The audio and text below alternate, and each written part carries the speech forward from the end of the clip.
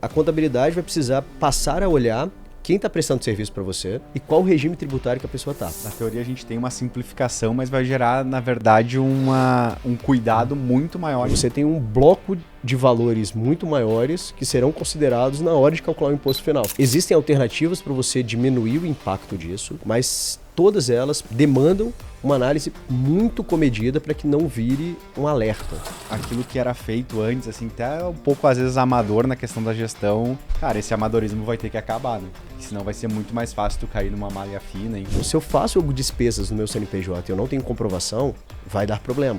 E o que a gente tem que ter muita cautela é olhar os dados da nota. E a partir de abril, se não tiver feito da forma correta, vai gerar multa. Ter essa gestão financeira, eu acho que é indispensável para que você garanta essa saúde financeira para os próximos anos. Olhando para essa reforma que vai vir, como é que eu faço para pagar menos imposto?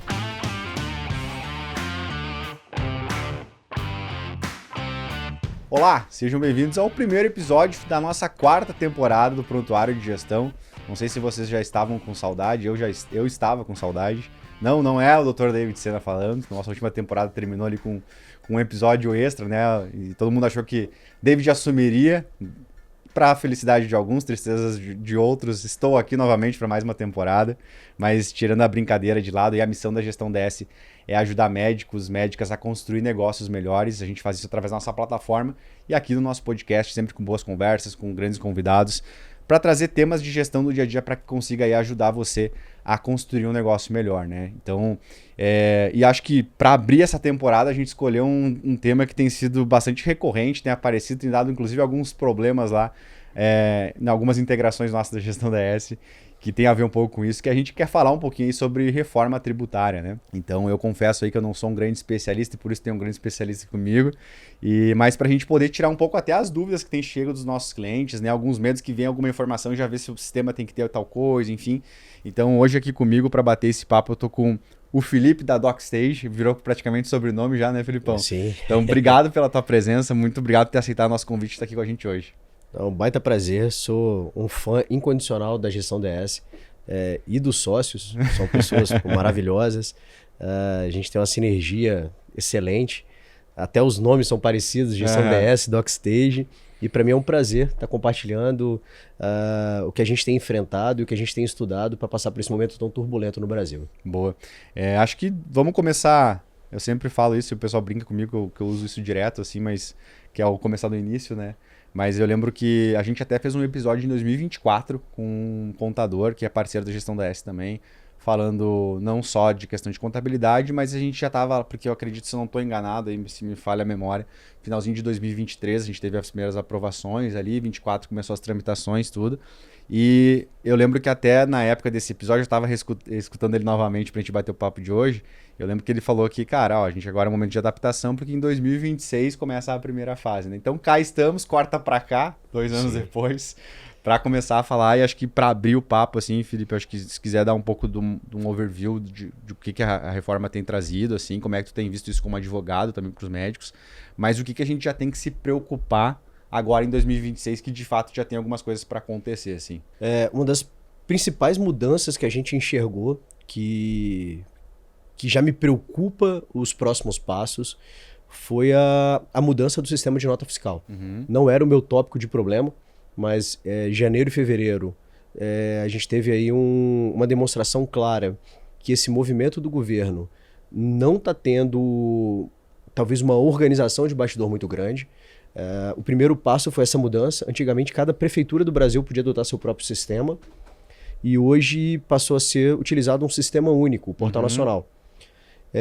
No finalzinho do ano, novembro, dezembro, algumas prefeituras já aderiram ao Portal Nacional. São Paulo, Rio Grande do Sul, Porto Alegre, na verdade, São Paulo capital. A gente teve algumas prefeituras já aderindo, mas de fato na virada do ano, a gente teve do dia 31 para o dia 1º a mudança de todas as prefeituras do Brasil para o Portal Nacional. Algumas não aderiram, mas basicamente boa parte das prefeituras estão no Portal Nacional. E como previsto, o Portal Nacional não suportou o volume de empresas o volume de prefeituras no Brasil fazendo emissão de notas ali pelo sistema. Você que lida com tecnologia, a gente lida com tecnologia, é praticamente inaceitável você imaginar um movimento desse tamanho da forma que foi. Você colocar 5.778 prefeituras emitindo 100% das suas notas fiscais num sistema novo do dia para a noite. Então, assim... A chance de dar problema ia ser grande, né? Exatamente. Foi o que aconteceu. E aí, por via de consequência, outros problemas agregados à nota fiscal vão gerando. Então, por exemplo, o paciente que às vezes precisa dessa nota para um reembolso acaba tendo um delay. O médico e a médica que ainda presta serviço para um convênio ou às vezes para um hospital também acabou tendo uma série de problemas com delay, com atraso nas notas fiscais. As notas fiscais que a gente emitia, vamos lá, em 3 minutos, passaram a ser emitidas em 40, 50 minutos. Então esse delay por si só gera incômodo, mas a gente também acaba enfrentando o problema de inconsistência de dados.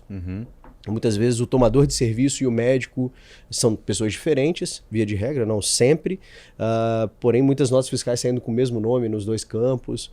Enfim, isso aí foi o primeiro desastre, talvez, que a gente está enxergando. E eu acho que a pressa do governo em fazer essa mudança em particular, e aí a gente vai destrinchando esse assunto no bate-papo, é que o Portal Nacional, o pano de fundo do Portal Nacional é gerar um controle maior para o governo das notas fiscais que são emitidas, seja para quem está emitindo, prestando serviço, ou quem está recebendo um serviço. Isso casa um pouco com a ideia da reforma tributária como um todo, porque é uma forma do governo ter um maior controle sobre o volume de quem está pagando e quem está recebendo, para você conseguir ter um controle e uma tributação cada vez maior, botando fim ali a sonegação fiscal. Então esse é um dos maiores pontos que a gente enxergou. Paralelamente a isso, a gente teve uma série de mudanças, não necessariamente correlatas à reforma tributária, mas muitas mudanças que tirou o sono de vários médicos no final do ano passado. A gente passou 2025 inteiro ouvindo sobre a lei que falava sobre a reforma, sobre a tributação do dividendo. Eu, como bom cético, jurava de pé junto que não ia passar. Mas quando a gente viu que o projeto de lei, mais uma vez, o pano de fundo do projeto de lei não era a tributação do dividendo. E não era de fato a tributação do dividendo. Era o seguinte: vamos isentar o brasileiro que ganha até R$5.000 de pagar imposto de renda. Então, essa bandeira que foi hasteada era praticamente impossível de competir. Tanto que o projeto na Câmara dos Deputados não teve um voto contrário. Quando teve essa votação, não teve um voto sequer contrário à aprovação da lei, eu falei, rapaz, esquece. Aí já vamos olhar, agora vai. E ano de eleição, 26, um projeto de lei desse tem um efeito absurdo. Você vai converter uma série de pessoas que vão olhar e falar, caramba, o governo realmente esticou a corda para quem ganha pouco. E aí a conta vem. O governo, ser parasitário que precisa de tirar de algum lugar. Se ele está tirando a receita da base... Tem que achar outro lugar, né? Tem que achar alguém que vai pagar essa dívida. E o que o governo fez? Uma estratégia mirabolante. A forma que essa lei foi concebida era o que... Eu sempre fui uma criança muito atentada. Então as professoras falavam, se você usasse a sua inteligência para o bem, você está feito. E é um pouco disso. Se o governo tivesse usado a inteligência dele para o bem, meu amigo, a gente estaria anos-luz à frente. Porque a forma que a lei foi concebida foi, eu vou pegar tudo que a pessoa recebe como pessoa física, porque se ele fosse tributar o dividendo, não ia passar. Então ele pegou, vamos tributar aquelas pessoas que ganham menos de 5 mil, não pagam imposto, mas a pessoa física que ganha somado acima de um determinado valor, ele vai passar a pagar um imposto de renda extra, aliás. O imposto de renda da pessoa física mínimo. Então quem passa de 600 mil até 1.200.000 paga progressivo, de 0 a 10%, e quem ganha 1.200.000 passa a pagar os 10%. E essa estratégia, por isso que eu falo que foi muito bem pensada, talvez pelas mentes malignas, que isso acaba englobando várias coisas. O camarada que tem dividendo por conta de ações que ele comprou, ou seja, investe em renda fixa, o cara que recebe uma carteira assinada e já paga imposto, vai somar receita. O cara que, porventura, enfim, tem outras fontes de receita, toda essa receita da pessoa física, ela será somada. O cara que fazia o livro caixa, ele passa a ter a receita somada. Ou seja, você tem um bloco de valores muito maiores que serão considerados na hora de calcular o imposto final. Então, ou seja, o governo vai alcançar uma marca muito maior do que se ele simplesmente tributasse o que está descendo da PJ para a pessoa física. Então isso foi, assim, para mim, o primeiro pontapé ali do final do ano para cá, que gerou bastante desconforto em todo mundo.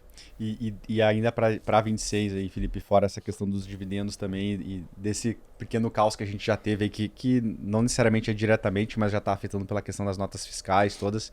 O que vocês têm mais alertado os clientes para esse ano, lá, os clientes da DOC, que vocês já têm trazido assim como pauta para eles começarem a olhar ainda para esse ano essa organização que logo vai acontecer e quem não tiver preparado vai ser pego aí de surpresa? Vamos lá. O que a gente tem feito? Uma série de questões. O primeiro passo, na sequência imediata, foi a questão da tributação do dividendo. Uhum. Esse assunto tomou uma proporção gigantesca do final do ano para cá.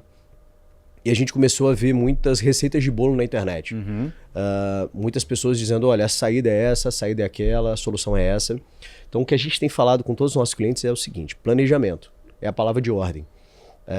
Porque existem alternativas para você diminuir o impacto disso, mas todas elas planejam, assim, demandam uma análise muito comedida para que não vire um alerta.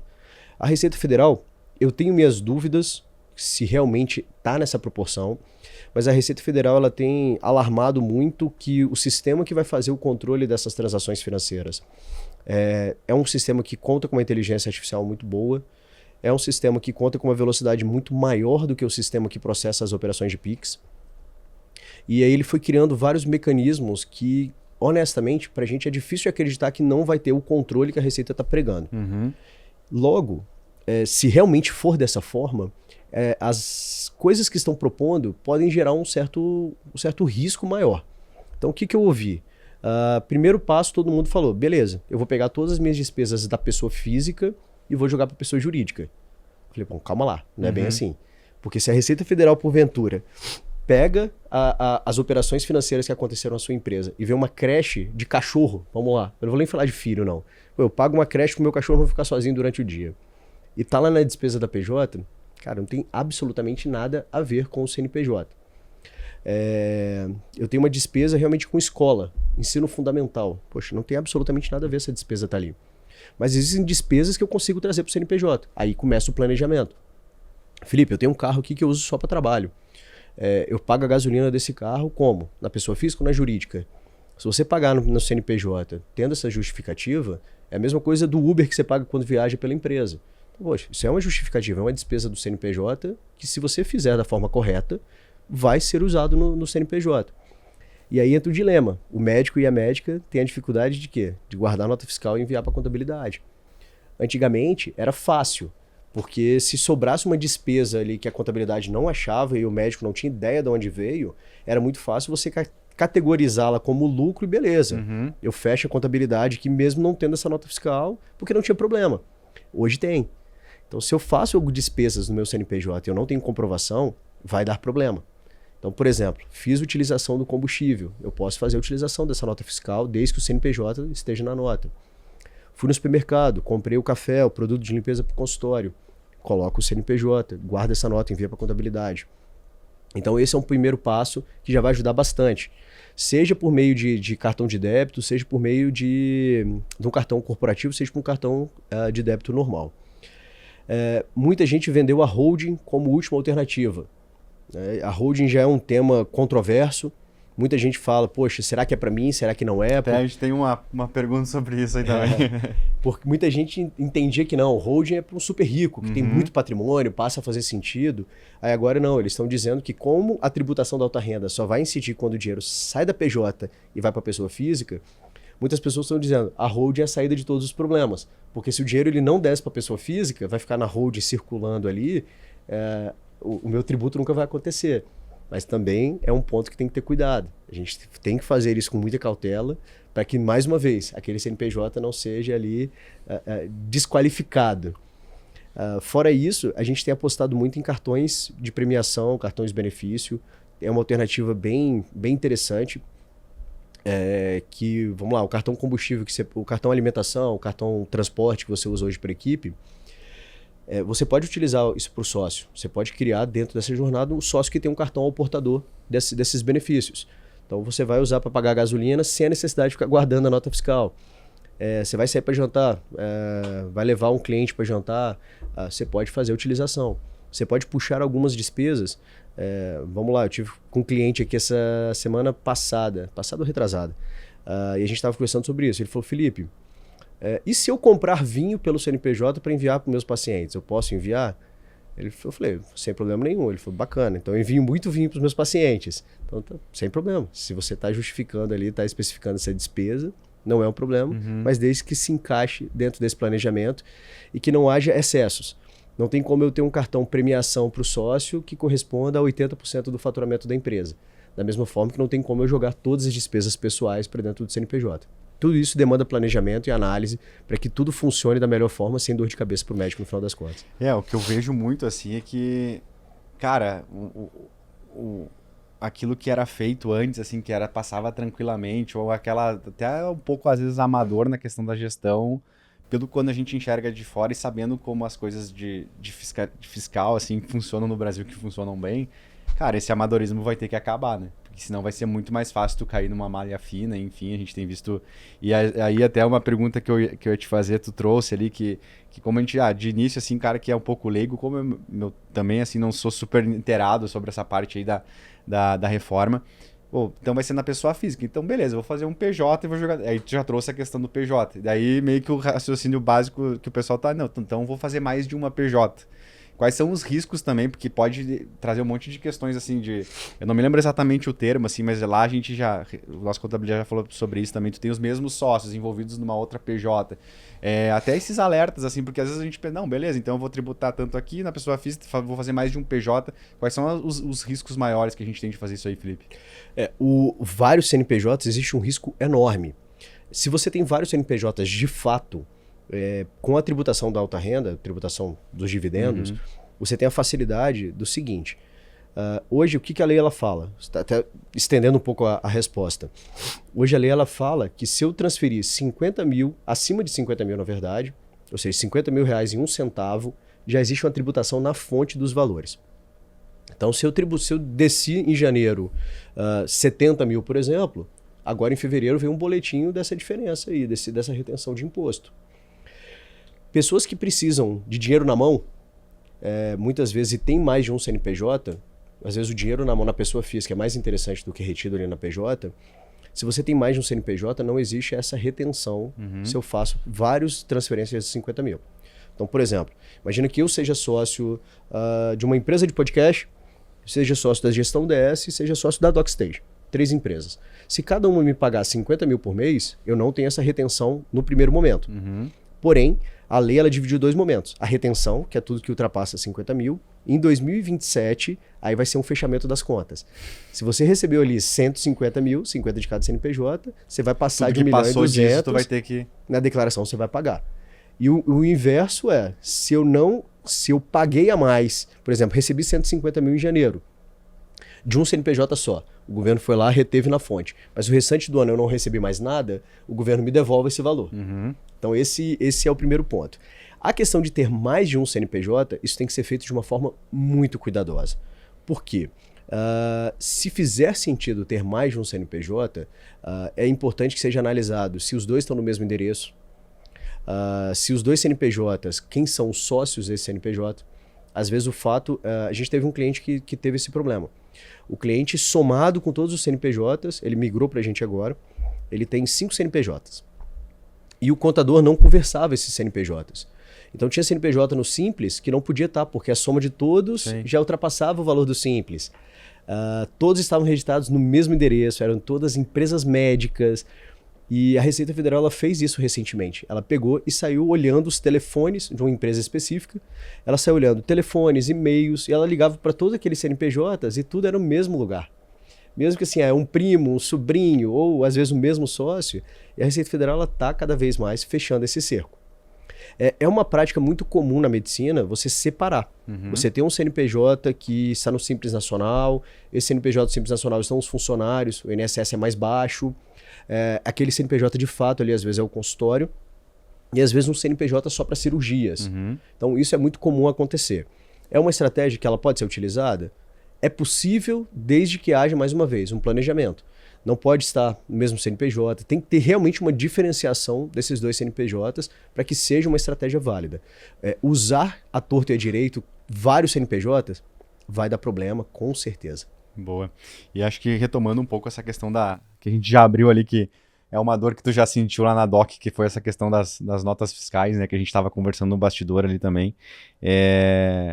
Falou um pouquinho sobre a concepção dessa lei e tudo mais, mas na tua visão hoje, tanto na questão de direito quanto de contabilidade, que é algo que você tem muito forte lá dentro da DOC, isso ao longo prazo, assim, tu vê que vai de fato ajudar, vai simplificar essa questão das emissões de nota, ou no final do dia é mais para ter controle de tudo mesmo? Vai trazer algum benefício de gestão nessa questão das notas aí para os nossos médicos? Olha, eu sou suspeito de falar que o governo faz alguma coisa boa, pensando no contribuinte, que no final das contas não é contribuinte de nada.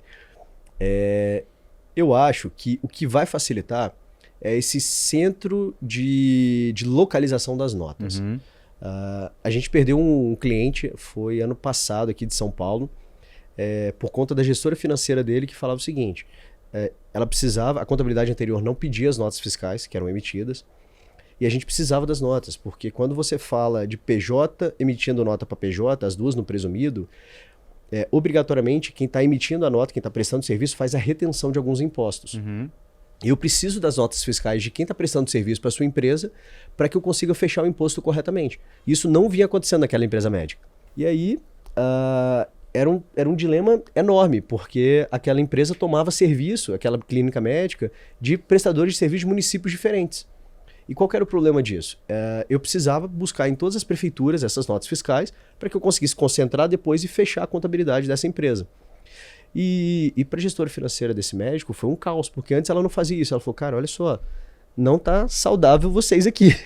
Vocês trouxeram um trabalho para mim que eu não tinha. Eu falei, olha só, mas não tinha porque estava errado, mas precisava ter. E isso importa necessariamente numa sonegação. Porque se tem alguém retendo imposto, se você está pagando diferente aqui, está pagando a menor, isso vai dar problema lá na frente. Uma hora ou outra, é um esqueleto no armário. E com essa mudança do sistema, aparentemente é um problema que tende a acabar. Uhum. Porque se todas as notas estão num portal único, eu consigo de uma forma mais facilitada acessar as notas que estão sendo emitidas contra mim e as notas que eu estou emitindo para alguém. Ou seja, você acaba concentrando, ao invés de 5.778 prefeituras, você concentra numa caixinha só. Minha única preocupação foi a forma abrupta que foi migrado o sistema. Uhum. E se tivesse, se o sistema tivesse assim, há tempos, tá passando por teste, tá com um ambiente de homologação, com porrada comendo o dia inteiro, para chegar no final, olha, tá bom, pode colocar do dia 1º de janeiro que vai estar funcionando, maravilha. Mas não foi o caso, mas eu acho que no longo prazo, se estabilizar, se normalizar o sistema num curto período de tempo, eu acho que tende a agregar bastante. Boa. E, de repente, algum ouvinte nosso está caindo de paraquedas, assim, porque de repente ainda não teve nenhum problema com as notas, ou emite pouco ainda, enfim. Ou que tem até já um programa igual a Gestão DS, trabalha com a DOC, já tem as notas ali automatizadas. Tem algum risco hoje que, de repente, eu posso estar fazendo de errado e não estar olhando que dali a pouco eu posso ser cobrado já ali na frente? Mesmo nesse período aí de transição, tem algum cuidado que já deve ser tomado? Ou, geralmente, os emissores de nota fiscal já estão olhando para isso antes? Tem algum risco aí para o nosso cliente nesse meio tempo aí das notas que estão saindo agora? A gente está tendo que ter uma ultravigilância. O primeiro ponto que a gente... E talvez o nosso maior problema, na verdade, com isso, até compartilhando uma experiência pessoal, o nosso maior problema foi comunicação. Uhum. A gente sentiu que... A gente acreditava que o problema ia ser resolvido de hoje para amanhã. E toda hora o sistema ia mudando e a gente falou, não, calma, a gente vai comunicar que essa demora, que essas mudanças na nota, já com uma solução definitiva. A minha preocupação hoje, e é o que a gente está trabalhando internamente para sanar, é um double check, um triple check, porque muitas notas, como está tendo muita mudança constante no sistema, por exemplo, de uma semana para outra, e o governo não avisa previamente não, ele muda e tá aí. Tem que descobrir sozinho. Você tem que descobrir que mudou. Então ele muda um campo, mas não adequa, às vezes, o cálculo final que aquele campo afeta na nota. Então isso está gerando muito problema com diferença de valores dentro de nota fiscal de imposto. O que nós estamos olhando sempre, o cuidado que tem que ter é esse. A gente está olhando o valor da nota, olhando os impostos para ter certeza que isso deu certo ou não. Isso gera um retrabalho, um volume absurdo de trabalho que não existia. Isso dificulta toda a cadeia de trabalho, porém é a cautela necessária agora. E o que a gente tem que ter muita cautela é olhar os dados da nota, porque isso também tem vindo com... as notas, muitas têm vindo com inconsistência do sistema. Por exemplo, o médico emite a nota para um paciente, sai o nome do paciente como quem prestou o serviço e quem recebeu o serviço. Às vezes a nota sai com valor zerado. Então, por exemplo, emitiu uma nota de R$20 mil de um procedimento, a nota sai com valor zerado. Então são esses detalhezinhos básicos que às vezes pode passar despercebido, mas é um cuidado que a gente está tendo para olhar agora. E se não tiver esse cuidado, pode ser que ali na frente seja cobrado por isso já, né? Exatamente. A gente tem até, nós estávamos conversando no bastidor isso, dessa previsão que as prefeituras teriam até, acho que abril, para se adequarem, mas pelo que a gente está vendo e que tu tem visto lá, tu acha que isso não vai bater muito nesse prazo, a gente vai ter mais problemas isso acontecendo ao longo pelo menos do primeiro semestre. Eu acredito. Eu, Felipe, não sou otimista nesse ponto. Eu acho que o governo... não sei se tem força e vontade suficiente de corrigir tudo isso num curto período de tempo. A questão de abril é que as notas, agora uma prévia da reforma tributária, é que esse ano as notas fiscais elas também têm 2 impostos novos, que é o IBS e o CBS, que vão substituir outros impostos no ano que vem. E a título de teste, esses impostos estão no sistema, para calibrando esse sistema para o ano que vem. É obrigatório que conste num percentual específico esse IBS e CBS nas notas que são emitidas agora, esse ano. E a partir de abril, se não tiver feito da forma correta, vai gerar multa. Então esse é um cuidado. Eu acredito, isso aí comporta uma judicialização com o pé nas costas. Se a inconsistência se der por conta de uma falha do sistema do governo, eu acho que isso é plenamente questionável. Mas se não tiver, se tiver assim, o sistema está funcionando, está liso, está bonitinho, tem que constar esses 2 campos novos, esses impostos novos. Se não constar da forma que o governo preveu, especificou para empresas médicas, vai ser passível de multa sim, a partir de abril. Boa, então acho que no final do dia a orientação é começar a se precaver antes, já olhar para esse planejamento, chamar alguém para te ajudar. Você chama lá o teu contador, conversa com a DOC também. Exato. Para conseguir. E nesse meio tempo, esse double, triple check aí para não ter nenhum risco ali mais na frente, né? Isso, e é isso, e monitorar o quanto você está descendo de dinheiro da pessoa física, da pessoa jurídica para a pessoa física. Se porventura precisar descer, um único sócio precisar descer valores a mais, ficar esperto que no mês subsequente tem imposto. Boa.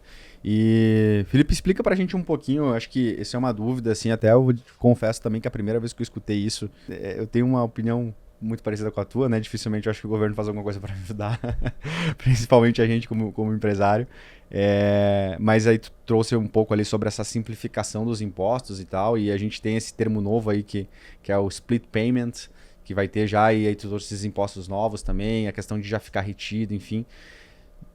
Explica um pouquinho para nossa audiência como é que isso vai funcionar, como é que vai ser trabalhada essa questão dessa separação automática do imposto, que eu vou poder usar isso como crédito. Eu acho que isso aí está gerando até uma certa confusão, o pessoal não entende muito bem como é que isso vai ser na prática. Como é que vão ser feitas essas mudanças? Assim? Como é que vai acontecer para a gente? Perfeito. Na prática, antes a gente falava que uma empresa médica ela pagava aproximadamente ali 6 impostos por mês. Ela paga o INSS, que aí eu nem conto como um imposto propriamente do CNPJ, e ela paga mais 5 impostos regularmente. Um deles é o ISS, que é o imposto da prefeitura, aquele imposto que a gente paga, o ISS ou ISSQN, que vai de 2% a 5% em qualquer prefeitura, dependendo da prefeitura. Em novembro teve uma tese nova que permitiu equiparar o ISS fixo, então você tira o percentual e coloca um valor fixo por ano, então isso ajudou bastante. Antes era meio que incompatível com alguns tipos de empresa médica. E os outros 4 impostos é o PIS e o COFINS, e os trimestrais, que é o CSLL e o IRPJ, que são de empresas de lucro presumido. O Simples Nacional é uma coisa só, é um boleto de imposto, e aí acaba não sentindo essa mudança. O que vai acontecer, o que está previsto para o ano que vem? A previsão é que gradativamente, até 2033, a gente vai pegar 3 desses impostos e eles vão sumir. E mudarão esses impostos para esses impostos unificados. Então, o PIS e o COFINS e o ISS, eles deixarão de existir não vai ser do dia para a noite. O ISS, por exemplo, ele vai, ano que vem, até 26, 27, 28 segue normal. 29 ele vai minguar 10%, depois 20%, ele vai sumindo gradativamente. Os outros impostos também vão ter um regime próprio de sumindo gradativamente. E aí, o que muda na prática é que esses impostos, com essa mudança e essa questão do split de pagamento e tudo mais, o que o governo busca com isso? O primeiro ponto é que hoje a gente vai passar por uma mudança que o Simples Nacional e o lucro presumido, eles mudarão, a gente passará a ter 3 regimes ali, esses dois virarão, não são 3 regimes, mas mudam para 3 opções, que é o Simples Nacional híbrido e o lucro presumido. O Simples Nacional não vai permitir essa utilização de crédito, porque hoje, tentando resumir uma coisa mais complexa como essa, é que hoje não existe a possibilidade de você usar nenhuma despesa que você tem com o seu CNPJ para diminuir o quanto que você paga de imposto. O Simples Nacional é um sistema simplificado e o lucro presumido já presume o seu lucro e calcula o imposto com base nessa presunção. Com a mudança tributária, o Simples Nacional híbrido e o lucro presumido, eles falam que um dos princípios é você não ter uma bitributação. Então, se numa relação de trabalho você está pagando um imposto ali e eu estou pagando, não faria sentido esse imposto ele ser pago pelas duas frentes, então eu vou usar o que eu paguei para você para eu diminuir um pouco do que eu estou pagando no meu imposto do lado de cá. Isso não é um benefício do governo. O que ele fez, basicamente, foi subir o percentual global de imposto. O Simples Nacional, eu acho, opinião pessoal, que eu já nem considero, ele vai deixar de existir. O nu e cru, porque ele não permite essa troca. Então, por exemplo, os hospitais, a gente atende muito jovem médico que trabalha para prestando serviço para os hospitais. O hospital já mandou e-mail para todo mundo dizendo, a partir de janeiro de 27, se você está no Simples, ou você muda ou tchau. Então esse é o primeiro ponto. Então isso vai mudar porque muito. Senão o hospital não consegue ter esse crédito também, né? Exatamente. Isso vai mudar muito também a dinâmica do PJão. Aquela empresa que vários médicos se juntam para prestar serviço em um determinado lugar e todo mundo recebe por divisão de lucro. Eu acho que isso também vai acabar porque vai deixar de gerar crédito para a empresa. E aí, qual que seria a mudança prática no meu ponto de vista, desse rateio de imposto?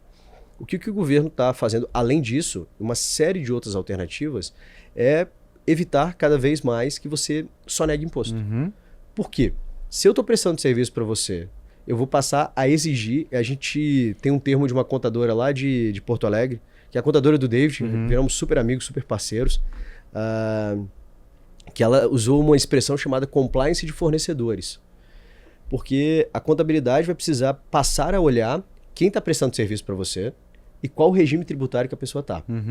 E aí eu vou começar a ser um auditor fiscal do seu próprio cliente. Para a gente conseguir fazer essas trocas aí. Exatamente. Eu vou falar, ô Felipe, em que regime a gestão dessa está?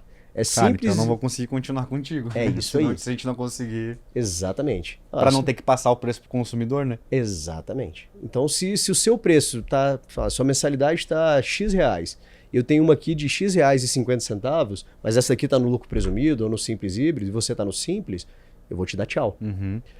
E além disso, eu vou passar a ter um controle se você está realmente pagando seus impostos. A cultura que tem hoje de eu só te pago depois que você me emite a nota, vai passar a ser eu só te pago depois que você emitir sua nota e mostrar que você pagou seus impostos. Porque se você não tiver feito isso, filho, não vai dar. Então eu acho que essas mudanças terão um impacto muito grande na vida do médico.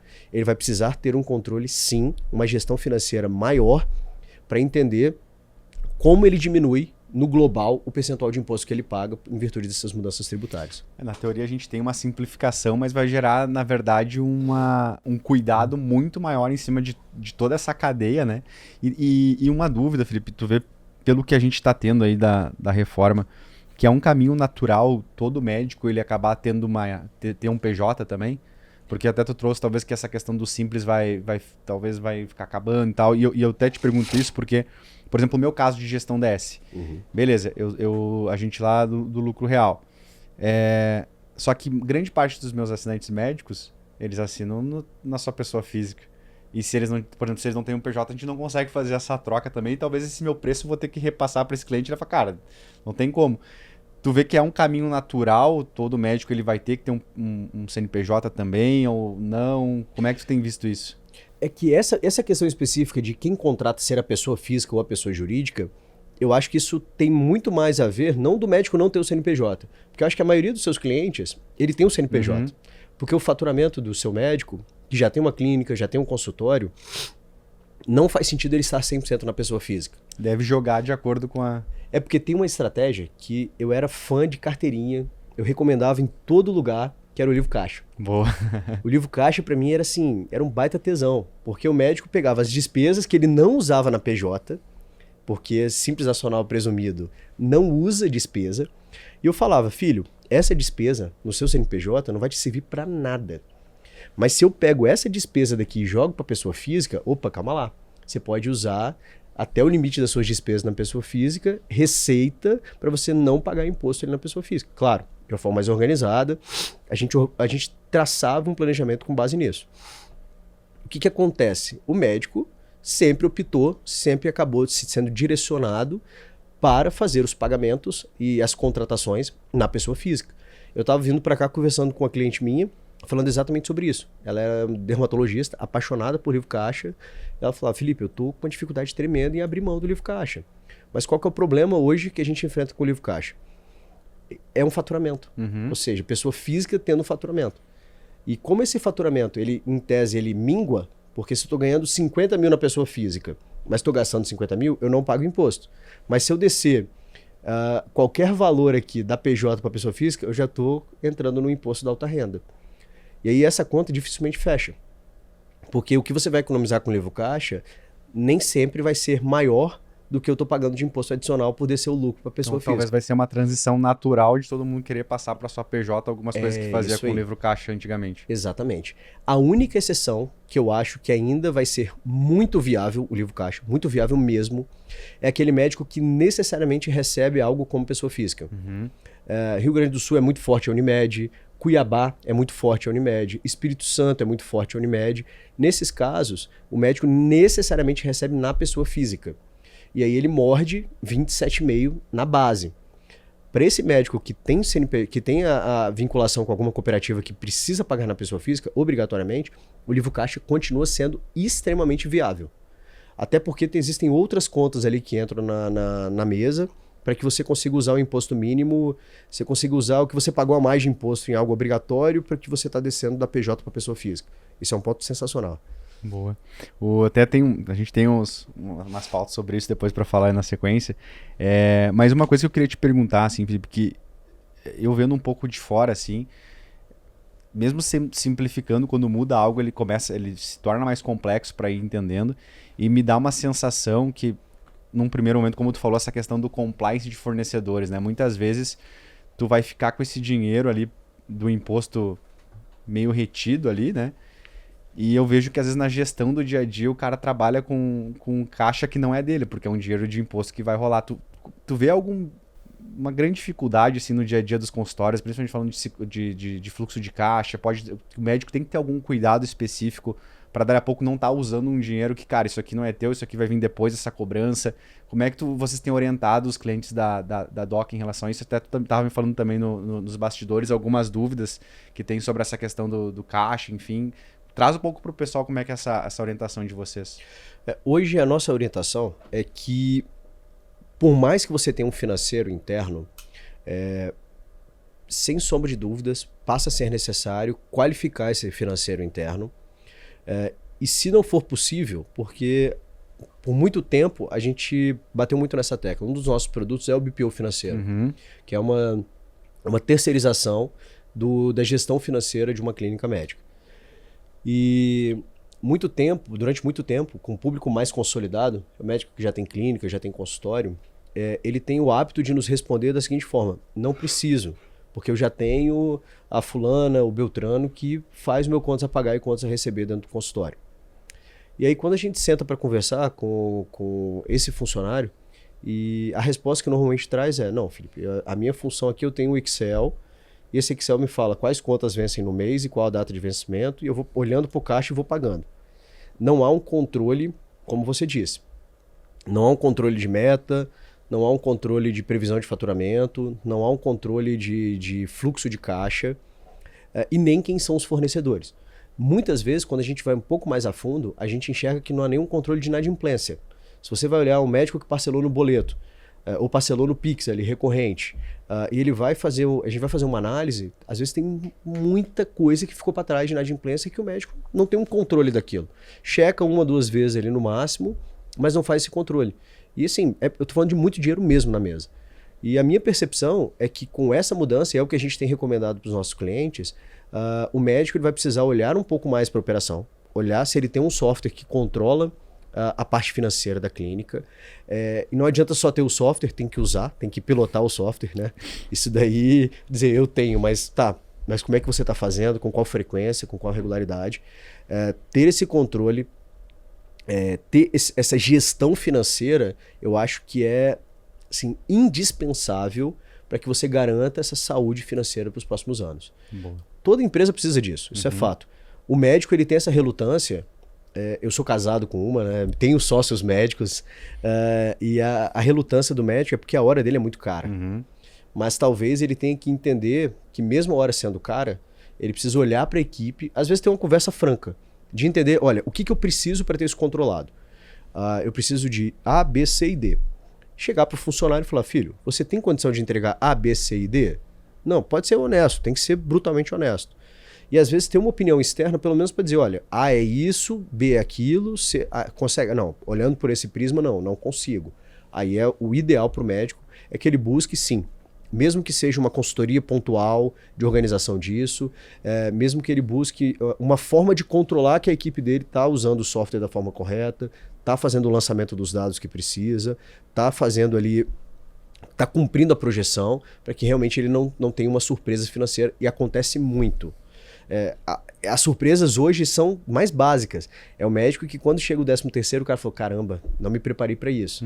É quando chega o trimestral, o boleto trimestral do presumido, o cara fala, putz, cara, eu já não tenho mais um centavo para pagar esse boleto, e vai parcela. E eu não sei, mas pelo meu entendimento, esse novo formato, a chance disso acontecer é maior, né? Muito maior. Muito maior. Tu tá trabalhando com caixa que não é teu, de imposto ali, e daqui a pouco, putz, cara. Muito maior. Boa. A gente já tá indo para nossa reta final aqui, passou voando esses 45 minutos. E eu queria te perguntar, acho que foi a pergunta unânime que a gente recebeu na nossa caixinha lá, tá, mas no final, olhando para essa reforma que vai vir, como é que eu faço para pagar menos imposto?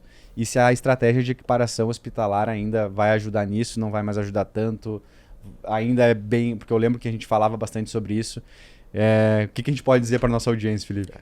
Equiparação hospital, depois que o livro caixa saiu, é a tatuagem que eu vou fazer no lado esquerdo do peito. Sou apaixonado por equiparação. Cara, a gente está fazendo um trabalho sensacional em Porto Alegre. Muitos médicos lá tiveram o benefício indeferido. Mas enfim, o TDAH mudou o assunto aqui. Isso é papo almoço. Mas a equiparação ela é fundamental. Ela é fundamental. Por quê? Os 2 impostos que a equiparação hospitalar atinge não são contemplados pela reforma tributária. Eles mexeram um pouquinho nesses 2 impostos no final do ano, mas já teve uma liminar suspendendo essa norma, que eles aumentaram em 10% médicos, empresas médicas que faturam acima de 5 milhões por ano. Então, criaram essa norma e aí afetariam esses 2 impostos, aí eles já mudaram novamente, então suspenderam, mas não sei até quando. Mas vamos lá. A equiparação hospital ela é indispensável. Indispensável. O que a gente tem enxergado com a equiparação hospitalar? Primeiro, muitos médicos que faziam, por mera recomendação do contador, de passar a calcular com um imposto menor. Extremamente arriscado. Extremamente arriscado.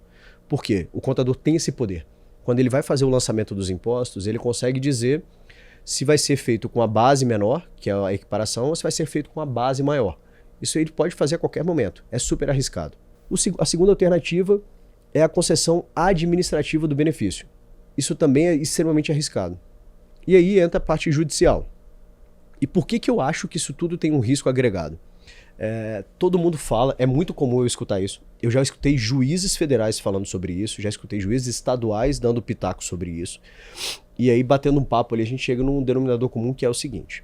Eu consigo convencê-los numa roda de barzinho, assim, é fácil de você bater um papo e chegar nesse consenso. Todo mundo fala, o STJ já decidiu sobre equiparação hospital. É o que a gente chama de tema repetitivo.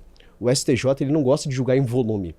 O STJ ele gosta, se chega muito processo sobre a mesma matéria, ele fala o seguinte, espera um pouquinho, eu vou pegar um caso aqui de paradigma, vou julgar esse caso, e o que eu julgar para esse caso, eu vou criar uma tese que vai aplicar para todos os casos similares. Fizeram com isso recentemente com problema de voo, enfim, constantemente o STJ decide dessa forma. E a equiparação hospital foi esse caso, que eles julgaram tema repetitivo e chegou numa tese que seriam os requisitos mínimos ali para você ter acesso à equiparação.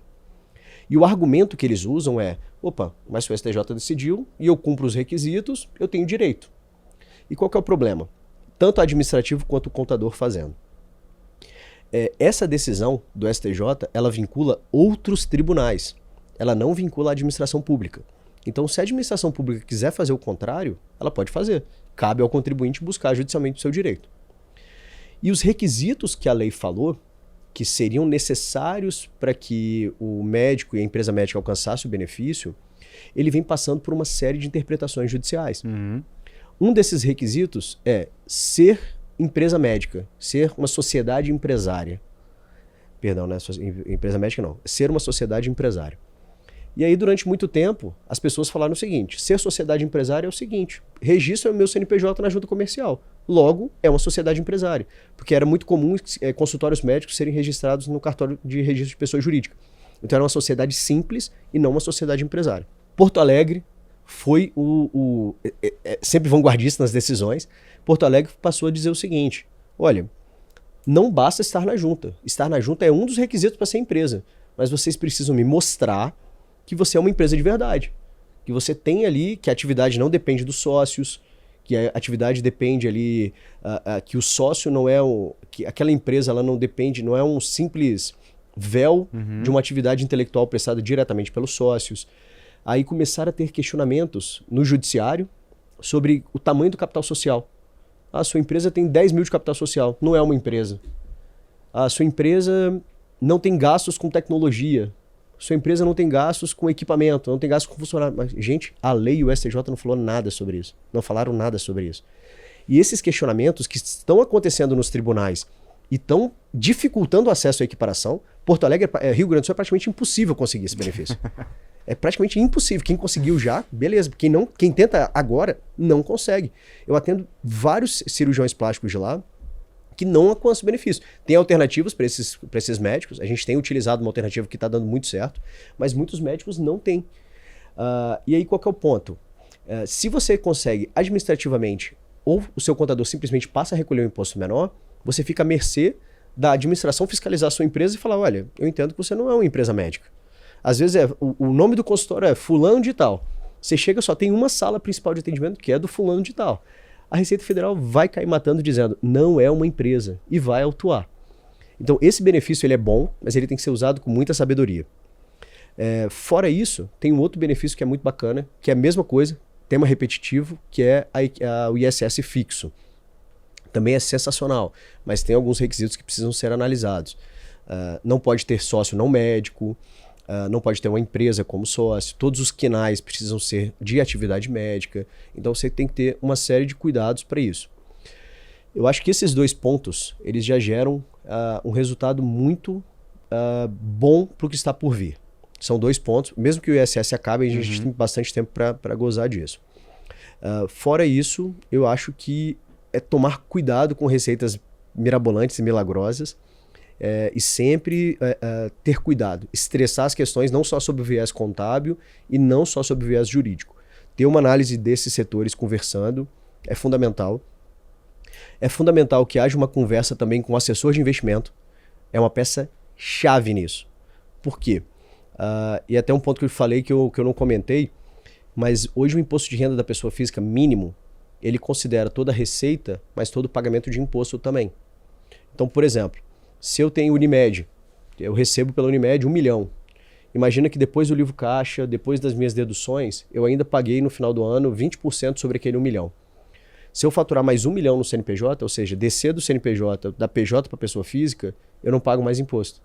Porque se você considerar o imposto de renda mínimo, passando de 1.200, o mínimo seria 10%. Então, no mínimo, eu preciso pagar 10%. Se sobre 1 milhão eu já paguei 200 mil, sobre 2 milhões é 10%. Então, eu tô livre disso. E a figura do assessor de investimento hoje, ele ganha um papel importantíssimo nisso. Porque os investimentos que o médico tem na pessoa física, que geram imposto, talvez podem ser utilizados nesse global para diminuir um pouco o que eu pago de imposto lá na frente. Boa. Então essa é uma estratégia também maravilhosa. Tem que ter essa conversa. O jurídico tem que dar respaldo para as decisões contábeis e vice-versa. Essa figura financeira, interna ou externa, para ter uma gestão, vai garantir a economia, sem dúvida. E esses 3 personagens conversando com o assessor de investimentos para garantir o direcionamento da vida pessoal do médico, também é fundamental para garantir essa alta performance tributária e financeira. Muito bom. A gente tinha vários temas aqui. Acho que não vai ser a primeira vez que a gente vai conversar sobre isso, né, Felipe? Porque vamos até 2033 com tudo que vai acontecer. Acho que esse é o primeiro de alguns papos que vamos ter aí para poder cada vez trazer mais informação para a nossa audiência. Mas acho que até vou deixar uma enquete aí para os nossos ouvintes. Se vocês quiserem uma masterclass sobre isso, de repente, para a gente aprofundar mais o tema, eu tenho certeza que o Felipe e a Doc topam lá.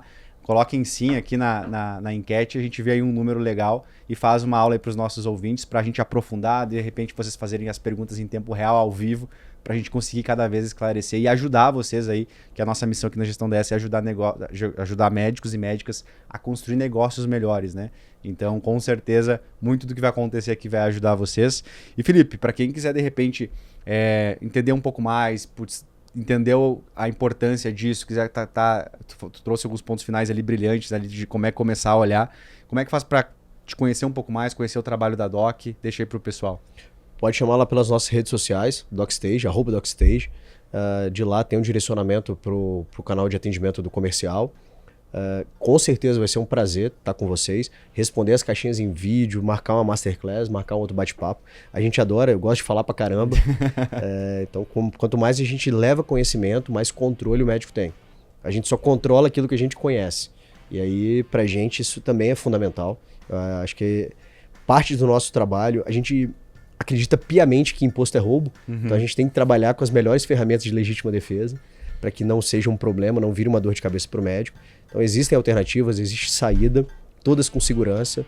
Não acreditem em milagre, acreditem realmente em planejamento, porque é isso que vai fazer com que a gente passe por esse momento turbulento com o máximo de segurança possível, sem nenhum esqueleto no armário. Muito bom. Gente, é isso, iniciamos a nossa 4ª temporada, espero que esse primeiro tema aí que vocês pediram pra gente possa estar ajudando. Procurem o Felipe, procurem a Doc, a gente aqui é parceira da empresa, conhece, já recomenda também. Então, gostaria de pedir a audiência de vocês não só hoje, mas durante toda a nossa 4ª temporada, aí tem muito episódio legal que a gente vai estar trazendo pra vocês, vai ser uma 4ª temporada bem especial. E não esqueçam de nos seguir nas nossas redes sociais, Prontuário Podcast da Gestão DS, e nos vemos no nosso próximo episódio. Até mais!